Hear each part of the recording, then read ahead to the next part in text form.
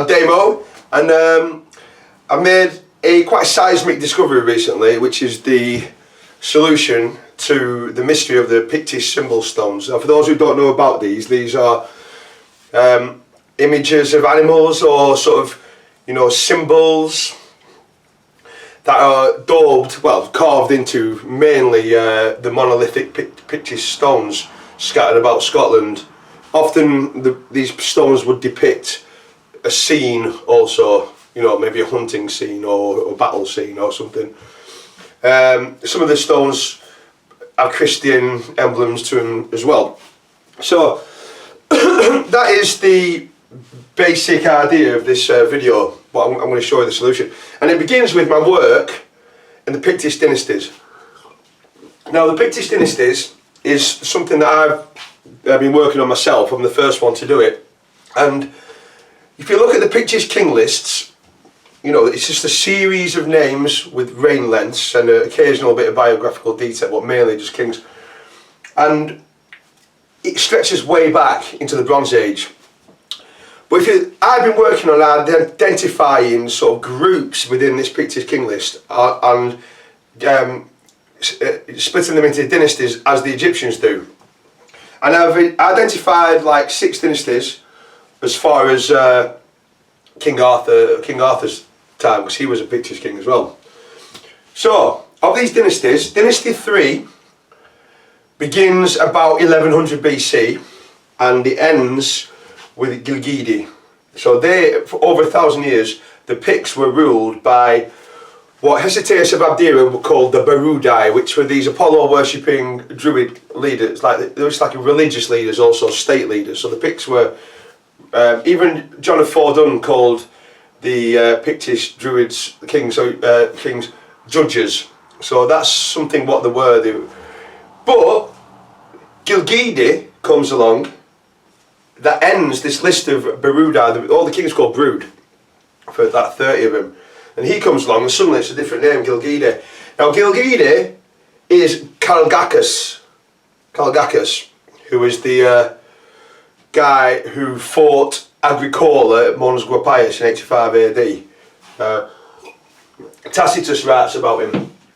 And you can suddenly see that before then the Picts were ruled by this sort of like religious elite. Now they are ruled by a warrior class. So what this does, this instigates what I call Dynasty 4, which runs to this guy Ru, and then after Ru, a new dynasty begins, which you can see it because it has more biographical detail.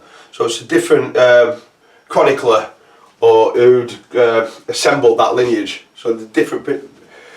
Anyway, so in this list of names, right, I have identified between Gilgidi and Uskombuts, right, everyone except this guy, Blizblituth, so we'll get rid of him.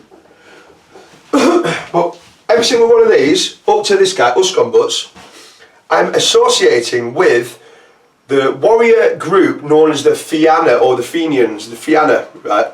And they're really fascinating. The Irish, Finn McCool is the great hero, and the Irish think Finn McCool belongs to them, and the Scottish, through the poems of Ossian, who James McPherson, you know, he faked a few, but the Scots think Finn McCool was Scottish, and there have been loggerheads ever since. The solution is quite simple. Starting with this period,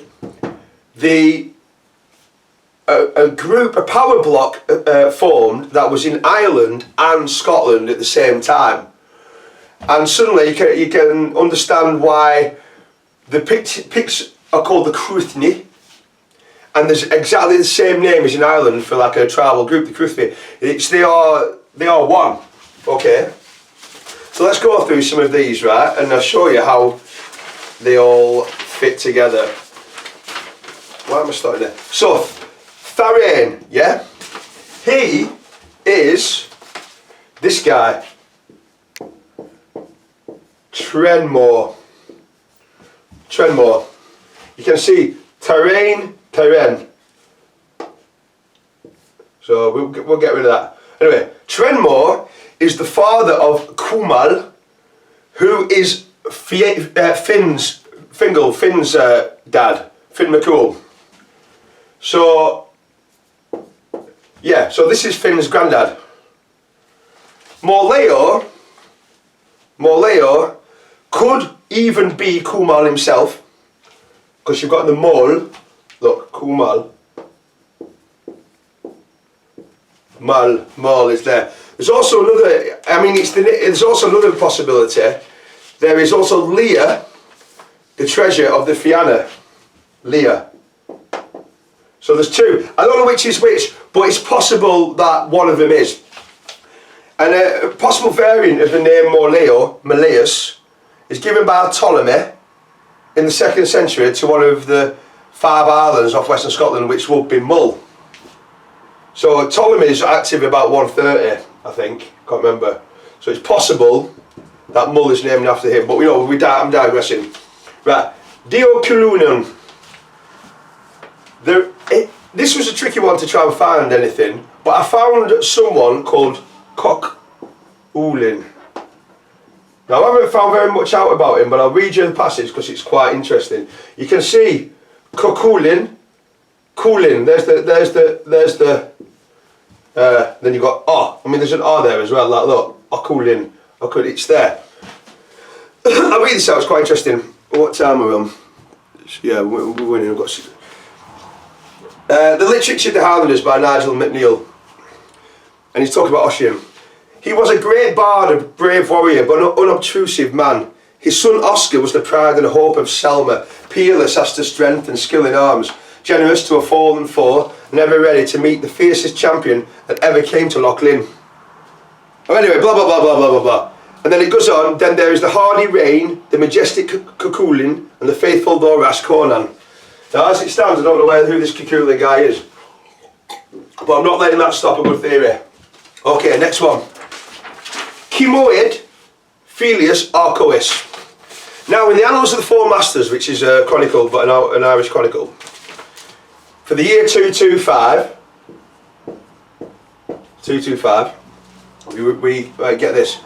After Lugaid, i.e. Macon, son of Macneath, had been 30 years in the sovereignty of Ireland, he fell by the hand of Fiacas, son of Corman Ecis, after being expelled from Timher Tara by Cormac, the grandson of Con. Corman Ecis, look at this.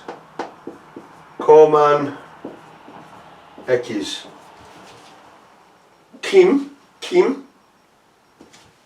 Arcois Ecis. See that? Arcois Ecis. That's the same man. Right, there was some brilliant book we're skipping out. Deoctoric, Freighter of Dew. Do you know what? He is there as well, but I won't get bogged down. Uscon, you have to trust me. Uscon Butts. Uscon is Oscar, and Oscar is the son of Ossian, who is the great poet of this. He's like an Iron of the 2nd century, 3rd century Irish. He wrote some great poems and he immortalised the Fianna. Okay, so just a bit more support for this Picto or Albo Erin or Erin Alban, Ireland and Scotland.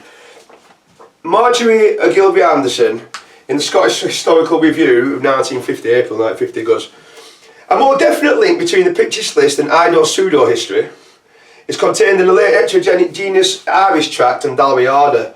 In it, the Irish Cruithne are more than once confused with the Cruithne of Scotland. They weren't confused, they were the same body. That is the Picts. This tract gives the number of Cruithnian High Kings as 30, and it says that the 30 ruled over Ireland and Alba, naming as the last of them Fiachna Beaton's son, a real king of Dalriada who died 626. Now the thing is, she doesn't know what I know, and you're about to find out. They were the same body.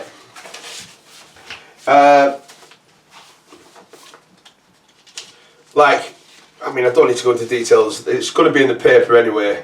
I don't need to do the finger on Aaron because we're trying to solve the picture symbols. Right, the Battle of Gabra. Here we go. 270s or 280s. I think it's 283. Right. Battle of Gabra. This is where Ossian and this is where Oscar dies. Oscar's he's leading the big battle with the Irish. And what's fascinating, we don't need this anymore. We've got to get my towel out. We don't need all this. It's going to go. Right. So, 285, there was a big battle between the Fenian of, well, according to this poem, right, the Battle of Gabres, related by Ossian, the son of Finn, to St. Patrick, is clearly, that's a poetic device.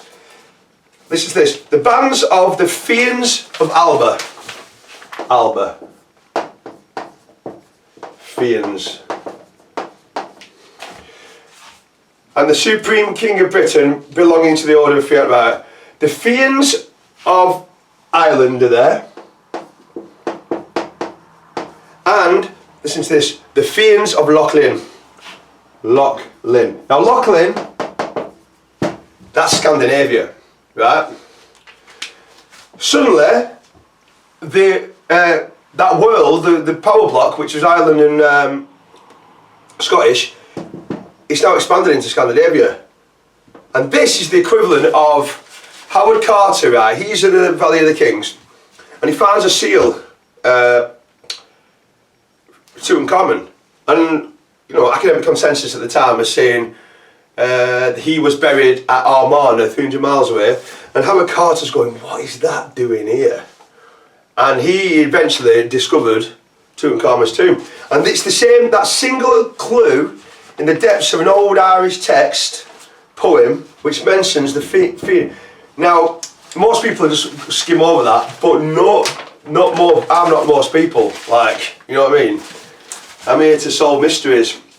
So suddenly we have a Scandinavian connection to the Picts, which is quite interesting because Hector Boerchi, the great Aberdeen historian, said a Banist people named Pictish come forth of Denmark. So they knew that there was a Pictish Scandinavian connection to the Picts, and even to like the 19th century, the Pictish stones were called in the local communities Danish stones. They knew something, but it's lost the time, lost the history, lost in the depths, mists of history, whatever. So it's like, okay, who are these particular bunch of Scandinavians? And it's like, it's pretty easy. It's something to do with the Finns. Finn McCool, Finn, something to do with the Finns. Now, there were several groups of Finns. Ptolemy describes some, Tacitus describes some, and Jordan is in the 6th century. Different groups of Finns, right? The Squerefrena, the Finnetai, the Mitissimi Fini, yeah, they're there, right, from at least 100 AD. So, I start looking at the symbology of the Finns. Now, I was immediately drawn to the Sami, who are they live in the top of like the Arctic, live in the Arctic Circle, Russia, Norway, Finland. You know, they're like hunter-gatherers, very cold. And I was immediately drawn to them because their language is Sanskrit, basically, a very old version of Sanskrit. The Lithuanians speak it too, but I know that the Picts are connected to the Hyksos from like 1500 BC. I know there's some connection somewhere, right? So I was immediately drawn to the Sami. Now, I've been looking at the Pictish symbols for a few years now. I've been scouring alphabets and scripts from Mesopotamia to Mexico, but you know, but never the Sami. It's like the last ones you think of because you don't even think they can write. Well, I mean that's very ignorant of me, you know what I mean? But oral tradition, do you know what I mean? You wouldn't think the Sami and the miles away. Who think the edge of the universe shit, right? So there. That is one of the main symbols, the Pictish stones, and that is the Sami symbol for the moon.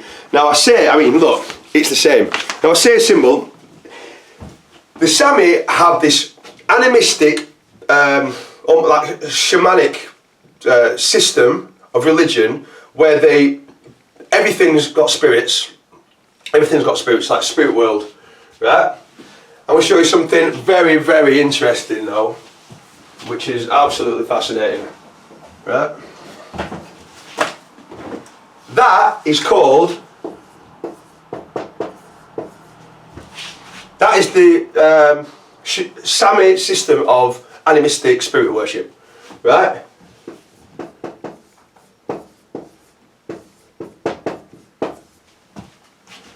Irish, Scottish.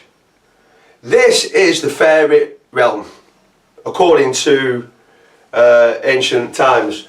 Now we know that the Druids of Ireland were worshipping like this. Where's that? Here we go. According to St. Fiac's hymn on the life of St. Patrick, on the land of Erin there was darkness. The Tuatha adored the Sidi. They believed not in the true deity of the true Trinity. So the Irish are worshipping the fairy realm, the same fairy realm that the Sami are still worshipping today. It's the same name.